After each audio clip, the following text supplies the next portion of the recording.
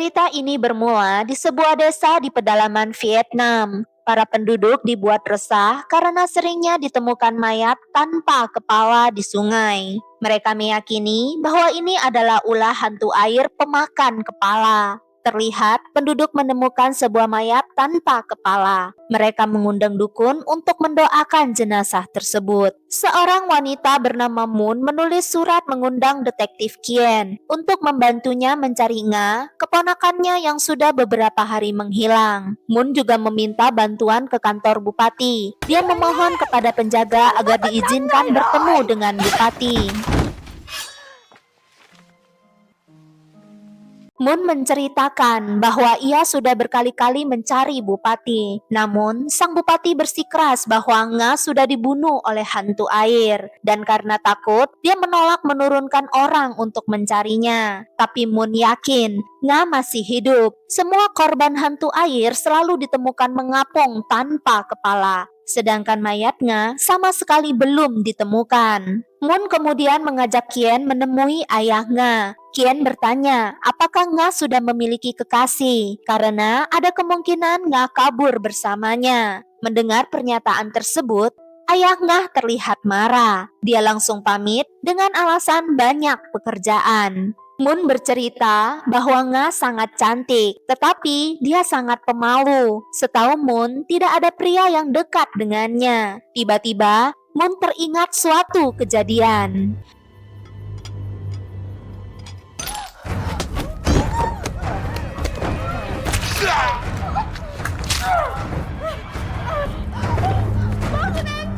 Mereka pun pergi melihat kamarnya. Di kamar yang sesederhana itu, terdapat beberapa barang keramik yang mahal. Hal ini tidak sesuai dengan kehidupan Nga yang sederhana. Mereka mulai mencurigai asal barang-barang keramik ini. Detektif Kien kemudian pergi ke tempat sandal Nga ditemukan.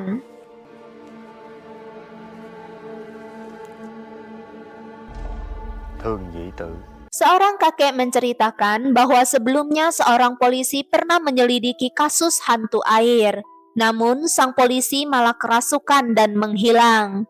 Sang kakek lalu memperkenalkan Kien kepada dukun untuk mendapat jimat pelindung. Dukun Tin memperingatkan kalau hantu air membunuh dengan tidak pandang bulu. Putri bupati bernama Tuyet sedang mandi, tapi tiba-tiba hidungnya mimisan.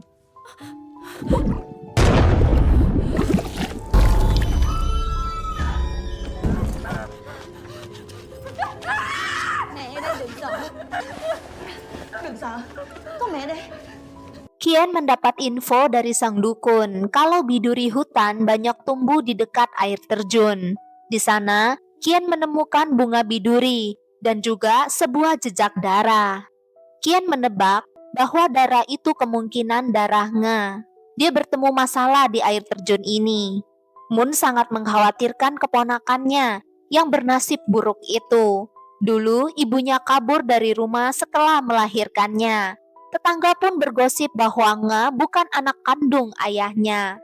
Sehingga sang ayah membenci Nga dan tidak pernah merawatnya. Hanya Moon yang peduli dan sangat sayang kepadanya.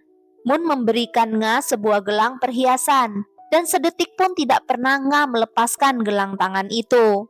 Tetapi suatu hari Moon harus menikah dan tidak bisa lagi merawat Nga. Nga yang ditinggalkan oleh bibinya ini selalu menunggunya kembali. Akhirnya, Moon kembali ke desa setelah bercerai dengan suaminya dan berkumpul kembali dengan Nga. Malam itu, hujan turun deras. Kien yang sedang menyusun pecahan keramik yang ditemukan di kamarnya, tiba-tiba dia mimisan.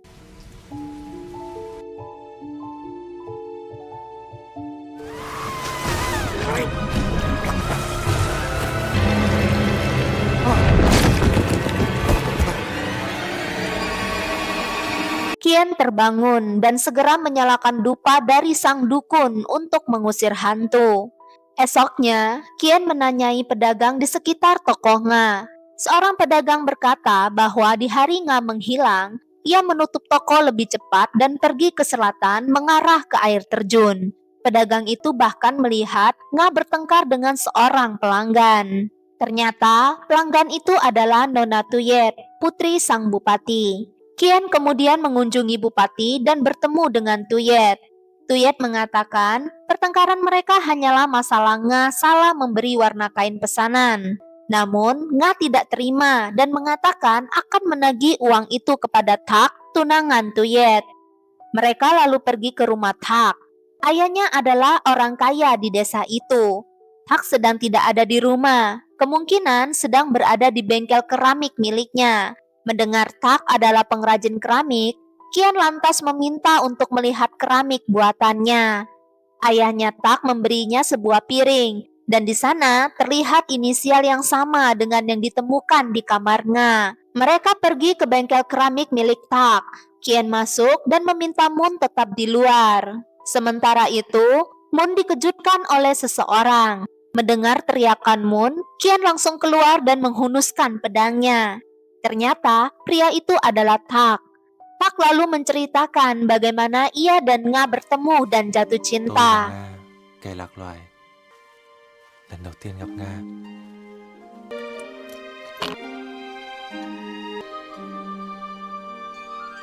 tôi đã mạo muội dùng hình ảnh của cô. Khác mỗi cái mặt thôi à? Cô Nga, thì làm sao mà tôi làm giống được? Namun, cinta mereka mendapat halangan besar karena Tak sudah ditunangkan sejak kecil dengan Tuyet. Tetapi, Tak beralasan pertunangan itu hanyalah pengaturan orang tua dan ia tidak mencintai Tuyet. Tak bahkan meminta pembatalan pertunangan di hadapan orang tuanya. Kian menuduh Tuyet memiliki motif untuk mencelakai Nga. Namun, dia menyangkalnya. Tuyet justru mengatakan bahwa Nga telah mengandung anak Tak dan mengancam akan menyebarkan kabar kehamilan jika pertunangan mereka tidak dibatalkan. Namun, Tak marah dan membantah hal ini karena mereka berjanji untuk tetap suci sebelum menikah.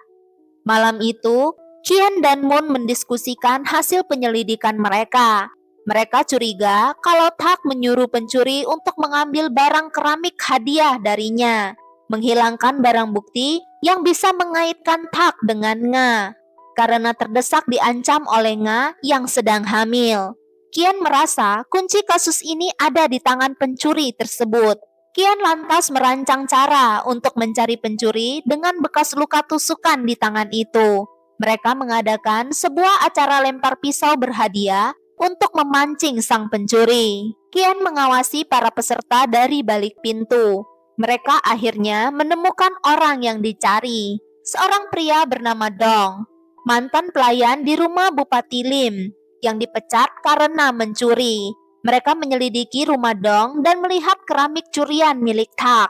Tiba-tiba, Dong muncul dan kemudian melihat dua orang asing di rumahnya. Ketika Kian memperkenalkan diri sebagai detektif, Dong langsung kabur.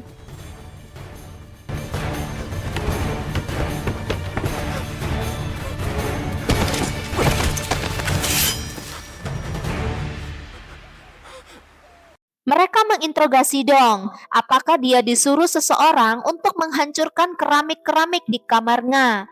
Dong membantah. Ia berkata kalau ia mencuri hanya untuk sekedar bertahan hidup. Semua barang curiannya masih utuh tersimpan. Dulu, ia difitnah mencuri oleh Bupati Lim dan dihukum cambuk. Setelah itu, orang-orang di desa tidak ada yang mau memberinya pekerjaan. Sejak saat itu, ia terpaksa mencuri. Kian dan Moon memeriksa barang curian Dong dan menemukan kotak perhiasannya. Moon lalu mengambil kotak perhiasan itu. Kian berkata akan menyerahkan Dong kepada pihak berwenang, yaitu Bupati Lim. Dong memohon agar ia jangan ditangkap. Sebagai gantinya, Dong memberikan informasi penting. Di malam ia mencuri, ia melihat Nyonya Fong, istri sang bupati, keluar dari kamar ayahnya. Hal ini membuka babak baru penyelidikan mereka. Mereka segera mencari ayahnya dan menginterogasi tujuan Nyonya Fong mencarinya malam itu. Ternyata, Nyonya Fong mencarinya untuk meminta bantuan agar menjauhkan Nga dari Tak, demi menyelamatkan pernikahan putrinya Tuyet.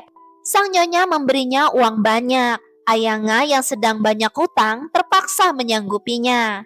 Moon marah besar. Seandainya mereka tahu ini lebih awal, mungkin Nga bisa diselamatkan. Moon menyalahkannya dan mengingatkan bahwa Nga sudah sangat sayang kepadanya. Dengan informasi ini, Kian lantas mendatangi kediaman Bupati Lim. Di sana, ia menangkap Tuyet yang telah memberikan kesaksian palsu tentang kehamilan Nga. Kian menyimpulkan bahwa kedatangan Tuyet ke toko Nga untuk mengancam Nga agar menjauhi Tak. Dia meminta bertemu di air terjun dan kemudian membunuhnya di sana. Mendengar itu, Tuyet ketakutan dan menyangkal. Tuyet yang ketakutan pun menceritakan pertemuannya dengan Nga di air terjun. Thương cho cha của mày, phải nuôi con tung. Chị Tuyết. Namun, Kian mengatakan bahwa mayat Nga tidak ditemukan. Nyonya Fong berdalih bahwa hantu air telah membawanya pergi. Tentu saja, Kian tidak sebodoh itu untuk percaya. Ai kháng cự thì coi như kháng lệnh quan án. Con gái của tôi không phải là kẻ giết người. Malam itu, Kian tiba-tiba mengalami penampakan lagi.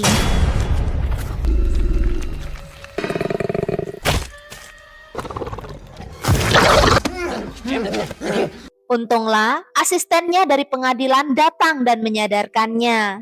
Kian meminta Din memeriksa kasus kematian mencurigakan yang pernah terjadi di desa itu. Di antaranya, ada kasus yang sangat menggegerkan 30 tahun yang lalu, yaitu terbunuhnya satu keluarga yang berjumlah 14 nyawa.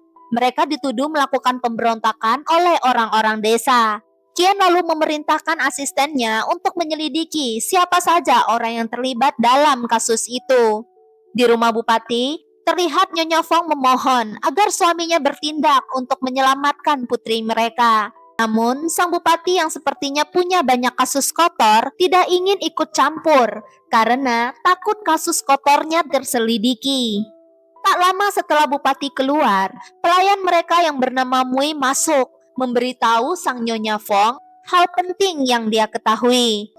Mui berkata bahwa pria yang menyekap Nga sedang mencarinya. Pria itu mengatakan tahu cara membebaskan Tuyet dari tuduhan, yaitu dengan memenggal kepala Nga, membuang mayatnya ke danau, dan menjatuhkan kesalahan kepada setan air. Untuk itu, dia meminta sejumlah uang besar. Ternyata, selama ini Nyonya Fong sudah mengetahui kalau Nga masih hidup dan sedang disekap oleh seseorang. Orang ini terus memerasnya. Nyonya Fong marah, namun dia tidak berdaya. Malamnya, Mui menyerahkan uang dari Nyonya Fong kepada pria misterius itu. Pria itu lalu membawanya ke sebuah gua. Ternyata, pria itu adalah Dong yang menyekap Nga di sebuah gua di dalam hutan. Untuk lebih jelas, kita kembali ke seminggu yang lalu. Saat itu, Tuyet menyuruh Nga menemuinya di air terjun. Ketika Tuyet akan berangkat, gerak-geriknya membuat Mui curiga. Mui yang penasaran lalu mengikutinya. Di air terjun, Mui menyaksikan Tuyet menghantam kepala Nga dengan batu. Setelah Tuyet kabur, Mui memanggil Dong. Mereka pun berangkat ke air terjun. Dong melihat Nga belum mati, kemudian berpikir rencana licik untuk memeras keluarga bupati. Tuyet ternyata memanggil ibunya untuk membantu. Namun, Nga sudah tidak ada di sana. Malam itu, Mui mengatakan ada seorang pria bertopeng yang mengaku kalau melihat Nga dipukul oleh Tuyet. Pria itu meminta uang dalam jumlah besar sebagai uang tutup mulut. Nyonya Fong tentu tak percaya. Namun, Mui menyampaikan pesan dari pria itu agar besok Nyonya Fong pergi ke pinggir sungai melihat buktinya. Nyonya Fong besoknya pergi, dan benar saja ia melihat sandal Nga ditemukan di sana. Kembali ke masa sekarang, Dong bersiap membunuh Nga agar bisa mendapatkan sisa pembayarannya. Namun, Mui yang ketakutan meminta Dong agar mereka kabur saja. Dong marah dan menampar Mui. Dia lalu menghunuskan pedangnya ke arah Nga. Keesokan harinya, berita mayat Nga ditemukan membuat seluruh desa gempar, terutama Moon yang menjadi histeris.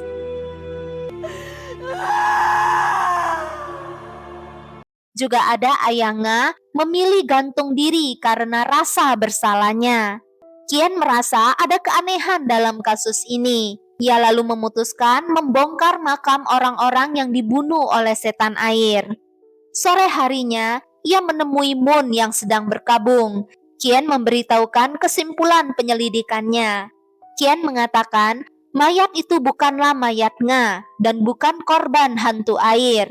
Semua mayat korban sebelumnya memiliki ciri-ciri kulit kaki keriput karena lama tenggelam di dalam air. Sementara, tubuh yang ditemukan tidak memiliki ciri-ciri itu. Artinya, mayat ini mati terlebih dahulu baru dibuang ke air. Mereka mencocokkan sandal Nga, ternyata tidak muat. Sementara itu, Nyonya Fong mengunjungi Tuyet di penjara. Tuyet menyalahkannya karena tidak berusaha melepaskannya. Namun, Nyonya Fong berkata, ini salah Tuyet sendiri yang mengaku. Padahal tidak ada bukti dan saksi. Tiba-tiba, Tuyet teringat, ada saksi yang tahu ia pergi ke air terjun, yaitu Mui, pembantu mereka. Mui kemudian diinterogasi Nyonya Fong yang menuduhnya sebagai pemeras dan tidak pernah ada pria bertopeng seperti yang dikatakannya. Mui yang ketakutan akhirnya mengaku bahwa semuanya adalah suruhan Dong. Bahkan mayat yang ditemukan adalah mayat orang lain yang dicuri oleh Dong. Nga masih hidup dan disekap oleh Dong di sebuah gua. Nyonya Fong akhirnya memutuskan untuk membunuh Dong dan Nga. Dia mengancam Mui agar membantunya, karena jika detektif Qian mengetahui kejadian ini, mereka berdua akan dalam bahaya. Sementara itu, Moon menemukan gelang tangan Nga ada dalam kotak perhiasan yang mereka ambil dari rumah Dong. Malamnya, Nyonya Fong berencana meracuni Dong. Mereka mengunjungi Dong di rumahnya. Melihat Nyonya Fong, Dong langsung waspada. Nyonya Fong berpura-pura datang membawa sejumlah uang untuk bernegosiasi agar Dong membunuh Nga saat itu juga. Dia telah menyiapkan uang banyak yang cukup untuk Dong hidup enak seumur hidup.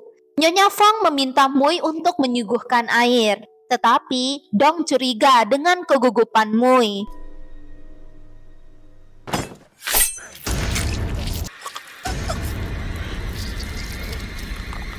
Dong ingin membunuh Nyonya Fong dan mengambil uang itu. Tetapi Nyonya Fong yang licik ternyata telah mengisi bungkusan uang itu dengan batu. Akhirnya, demi mendapatkan uang, Dong terpaksa membawa Nyonya Fong pergi menuju tempat Nga disekap. Mereka tidak menyadari bahwa mereka telah dibuntuti oleh detektif Qian dan Moon. Moon yang melihat Nga masih hidup langsung ingin berlari menyelamatkannya. Nyonya Fong menyuruh Dong membunuh Nga, tetapi Dong meminta uangnya terlebih dulu. Mereka lalu pergi menuju tempat di mana Nyonya Fong menyimpan uangnya.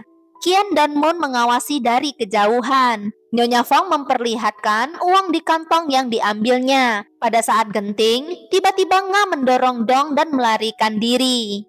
Dong terkejut melihat Qian. Dia lalu menyuruh Nyonya Fong untuk lari mengejar Moon dan Nga. Sementara ia akan menghadapi Qian. Serang-serangan Dong membuat Qian terdesak. Qian akhirnya menyadari bahwa jurus golok yang dipakai Dong bukanlah sembarangan. Qian lalu berhenti meremehkannya dan serius menghadapi Dong. Sementara itu, Nyonya Fong berhasil mengejar Moon dan Nga. Meskipun Moon lebih muda dan kuat, nafsu membunuh dan pisau di tangannya membuat Nyonya Fong sangat berbahaya. Qian mulai berhalusinasi dan melihat hantu air muncul. Dalam pertarungan tingkat tinggi, hal itu berakibat sangat fatal. Dong berhasil mendesak Qian yang perhatiannya teralihkan. Namun, Qian berhasil mengatasi halusinasinya dan kembali berkonsentrasi ke pertarungan. Dengan patahan pedang, Qian menusuk kaki Dong. Qian lalu melihat sebuah pohon dengan batang tajam yang mencuat. Di sisi lain, Nyonya Fong berhasil menjatuhkan Moon. Tao phải đi tìm mày.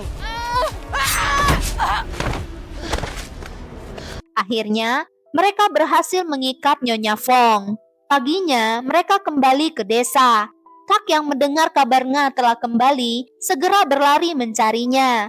Akhirnya, mereka berpelukan dengan mengharukan. Kasus ini akhirnya selesai, dan Kien bersiap kembali ke pengadilan. Ketika berpamitan dengan Moon, Kien memberitahunya agar berhati-hati karena hantu air masih berkeliaran. Kien memperingatkan Moon untuk memasang dupa dukun Tin dan memakai jimat pelindung. Tetapi Moon berkata dia tidak pernah bisa memakai dupa itu karena asapnya membuat alergi dan sesak napas. Moon juga menambahkan, sampai saat ini dia belum pernah melihat hantu air itu. Satu kalimat Moon ini menyadarkan Kien. Semua orang di desa yang pernah dihantui oleh hantu air selalu memakai dupa dari dukun Tin. Kien akhirnya meneliti dupa itu dan menemui seorang dokter ahli. Dokter itu mengatakan dupa tersebut terbuat dari tanaman yang mengandung racun. Racun ini memperkuat rasa takut dan menyebabkan halusinasi. Gejala mimisan yang terjadi ketika menghirup asap dupa adalah reaksi tubuh menolak efek racun. Akhirnya, Kien sadar siapa dalang misteri hantu air ini. Dukun Tin menggunakan metode ini untuk menutupi pembunuhan yang sebenarnya. Kien pun segera mengatur pasukan untuk menangkap sang dukun. Dari hasil penyelidikannya, Kien menyadari kejanggalan pada kasus 30 tahun yang lalu. Ia mendapat fakta bahwa keluarga yang dibunuh berjumlah 15 orang. Sementara yang dihukum mati hanya 14 orang saja. Tersisa 1 orang lagi, yaitu adalah seorang anak kecil berumur 10 tahun yang menghilang setelah dieksekusi. 30 tahun kemudian, anak kecil itu muncul lagi di desa ini sebagai dukun Tin. Sangat kebetulan, kasus hantu air mulai muncul setelah dukun Tin pindah ke desa itu. Korban-korban yang dibunuh oleh dukun Tin semuanya adalah penduduk desa yang mendesak agar keluarga sang dukun dibunuh. Ketika Kien mengirim para pengintai, mereka ditemukan tewas dibunuh oleh panah beracun di dekat rumah dukun Tin. Di dalam rumah dukun Tin hanya ditemukan sebuah surat yang menjelaskan kejadian 30 tahun yang lalu. Dukun Tin menjelaskan bahwa keluarganya difitnah sebagai pemberontak oleh Bupati Lim dan anak buahnya yang berkuasa sekarang.